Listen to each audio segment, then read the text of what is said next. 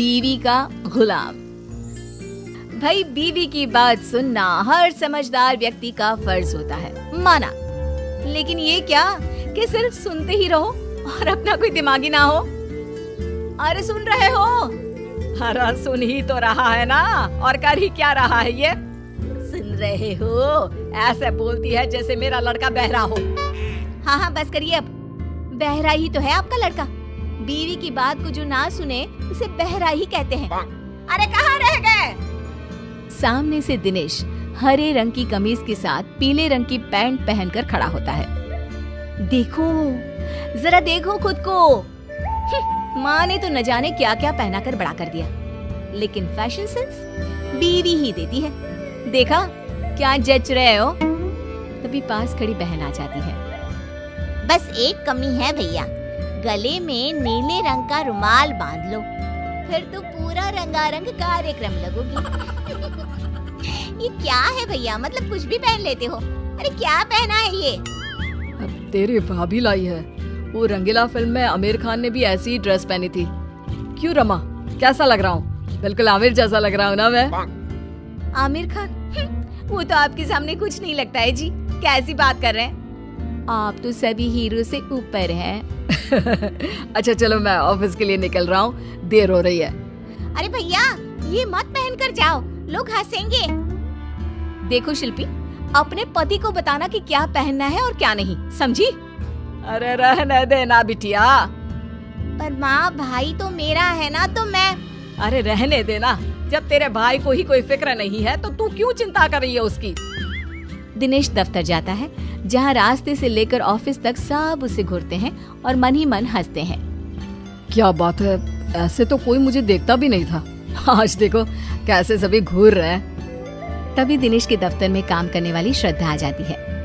क्या बात है दिनेश जी, लग रहा है जैसे कोई हीरो ऑफिस में आ गया हो।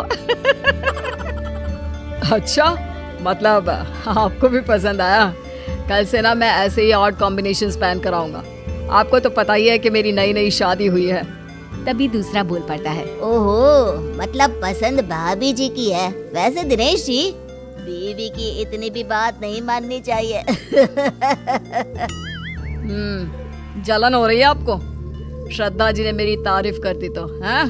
कोई बात नहीं, जलिए जलिए।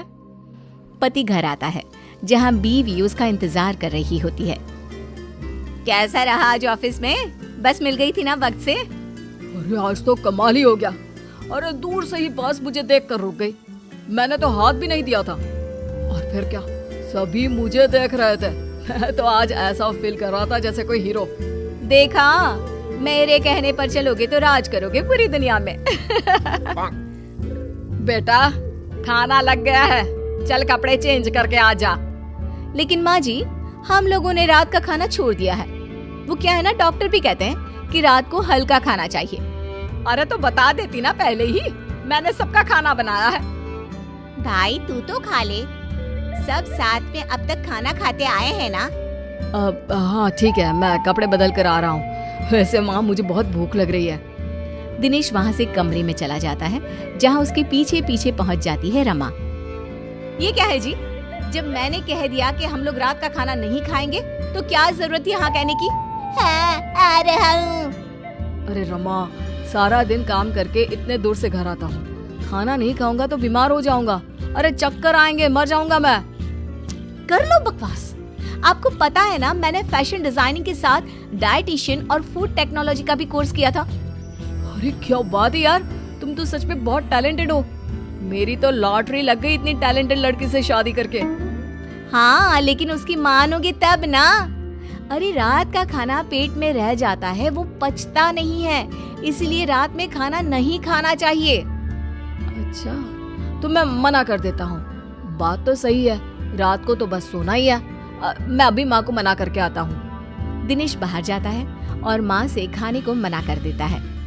देख बेटा, ठीक है कि बीवी की बात माननी चाहिए, लेकिन माँ की भी बात सुन ले। हल्का खाना है ना, तो तू ये 1 कटोरी दाल और 1 कटोरी ये हरी सब्जी खा ले, ठीक है? ठीक है माँ, ऐसा करता हूँ। वैसे भूख तो लगी रही है, पर माँ बताना नहीं, रमा को बुरा लग जाएगा। बस एक शर्त, कि तुम रोज ऐसे ही खाकर जाओगे। अच्छा ठीक है, मैं रोज ना सिर्फ दाल और सब्जी खाऊंगा।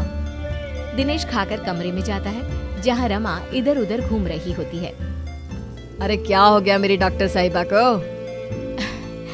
कुछ नहीं, बस वॉक कर रही थी। रमा को भूख लग रही होती है लेकिन वो करे क्या, कैसे कहे कि चलो दिनेश खाना खा लेते हैं।